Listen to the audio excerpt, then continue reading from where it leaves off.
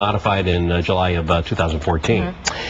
Okay, healthcare. Boy, one of the top concerns for Senator John McCAIN as he battles it out in Washington. Yeah, he is up for re-election and his campaign is getting a lot of national attention. Ron is live with Senator McCAIN right now in the newsroom. Ron? Okay, you guys, he's been a fixture in Arizona politics since the 1980s. In fact, I covered his very first campaign for Congress almost 30 years ago. You remember us walking the district a long time ago. I haven't aged a bit, but you've aged terribly, Ron. Hey, well, let's talk a little bit about this election. I mean, the latest polls that we've seen show you a few points ahead of your challenger, J.D. Hayworth. He hasn't caught you, but he seems kind of close, at least in these polls. Now, why do you think that is? What are the voters saying to you? Well, the voters are saying that they want me to earn their vote again. Every campaign I've been in has been a tough campaign, a hard campaign. Running for the nomination of the Republican Party was a pretty tough campaign, and so they want me to work hard, earn their vote, and I'm very confident. By the way, that same poll's been up and down, but what we have to do is work hard, get a grassroots organization going, and earn their votes. And I love campaigning. And speaking of the grassroots, it seems like you're both kind of angling for the Tea Party vote. You know, people who are really kind of angry about the growing government influence in our lives. You bring in Sarah Palin. They love her. He brings in Joe the plumber.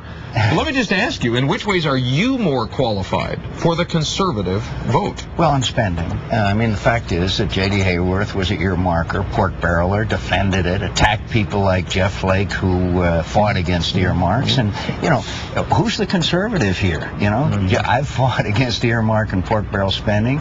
I was not elected Miss Congeniality in the Senate because of doing so.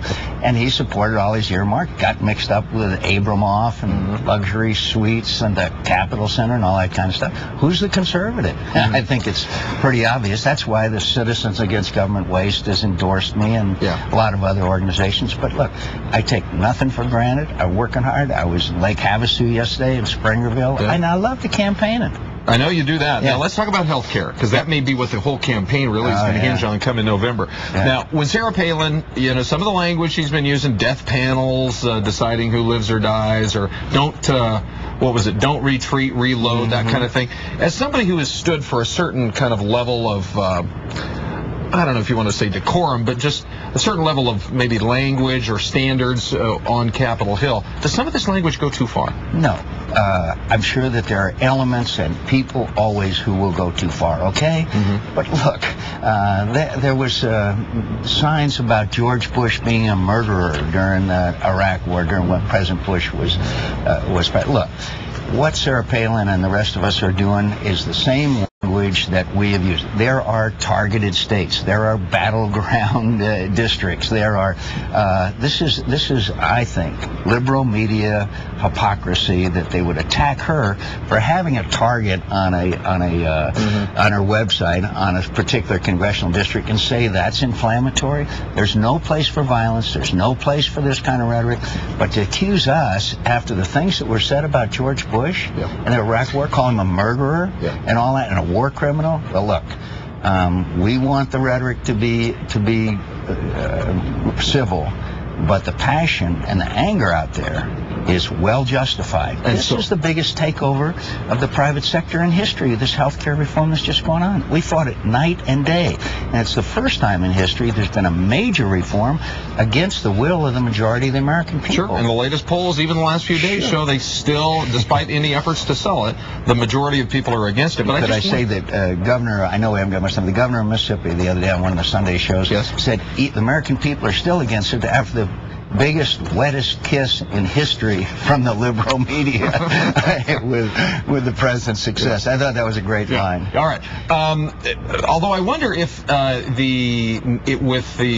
it may serve as a rallying cry for Republicans in November. It may even sweep them back into power. But once these things go into effect, can you really realistically remove the donut? I mean, change the donut hole again? If kids, for example, get on a coverage now because they were excluded before because of pre-existing conditions, now you can't really take them off again. But we want to repeal and replace. We had a proposal to take care of kids with pre-existing conditions.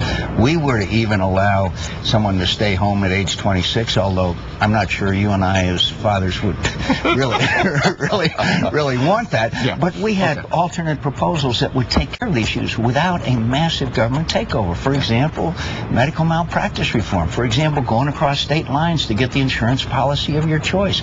Ours was to attack the cost of health care, not have a massive government takeover. Okay, we're just about out of time. Oh, no. Let me very quickly ask you about border issues and what is your solution? I think a lot of people think the government becomes a laughingstock when they want to fund a so-called virtual fence instead of just building a fence. Do you favor the path to citizenship? What is your solution? My solution is that there's an existential struggle between the government of Mexico, the drug cartels, and that violence, I predicted for 3 years, is going to spill over into the United States of America.